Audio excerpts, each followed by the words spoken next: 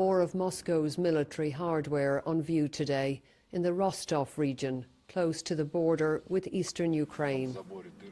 No movement here, but the fear is that Russia is just biding its time before launching an invasion. And in Ukraine, on the front lines in Avdiivka, they are combat ready. They've been fighting Kremlin-backed separatists for 8 years. Enemy using a lot of the types grenade launchers. It's also a really heavy weapon. They can use it 24 hours per 7. So now we try to stay in the shadows.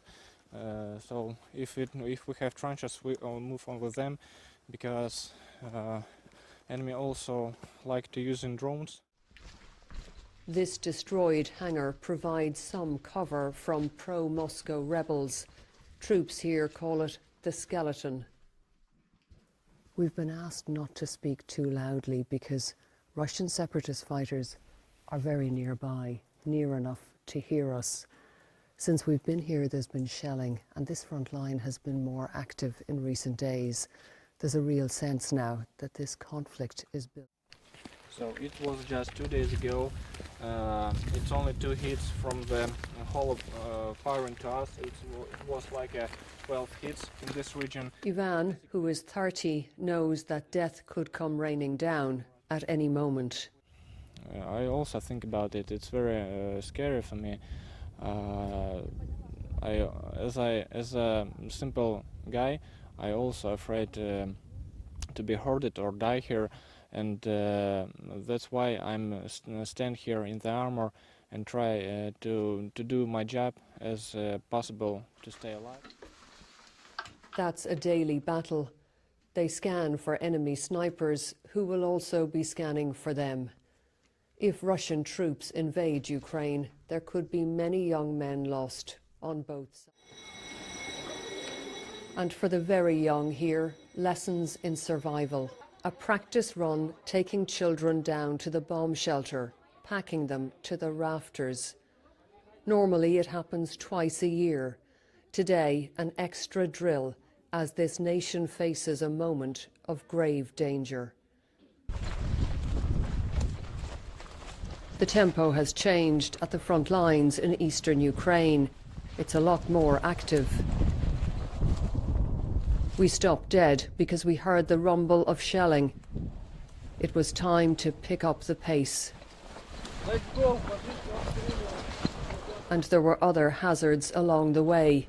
We moved carefully past minefields on both sides. We're covering the distance now to the front on foot. Ukrainian troops here tell us that they are ready for whatever may come. But no one knows what that will look like, what Vladimir Putin's endgame is. And if it is a full invasion, then Ukrainian troops will be quickly outnumbered and outgunned. Taras, who's 24, shows us defensive positions against Kremlin-backed rebels less than half a mile away. They've been opening fire with heavy weapons for 3 days, he says. The situation has gotten worse, but we tolerate it and we wait. I think Putin is doing it on purpose to provoke us, so it looks like we are invading. Nearby, a crossing point that leads to the separatist enclaves. There's tight security for civilians travelling from Ukrainian government territory to the other side. This is one of only 2 locations where people can cross to reunite with loved ones. The East has been painfully divided for 8 years. It takes permission and patience. Just ask Larissa, who does this every 6 months. She's a cancer patient returning home after a checkup in a government hospital. We, the people, don't want a war to happen, she tells me. We want to live. We want to love everyone and give them a hug. Svetlana is coming in the opposite direction from separatist territory with great difficulty. A grueling trip for the 81-year-old. We couldn't see our children for 2 months, she told me. Our great-grandson was born. We hadn't seen him. There are very real fears for Ukraine and for security in Europe. And beyond the geopolitics, here on the ground, the human toll could be immense. Orla Guerin, BBC News, Eastern Ukraine.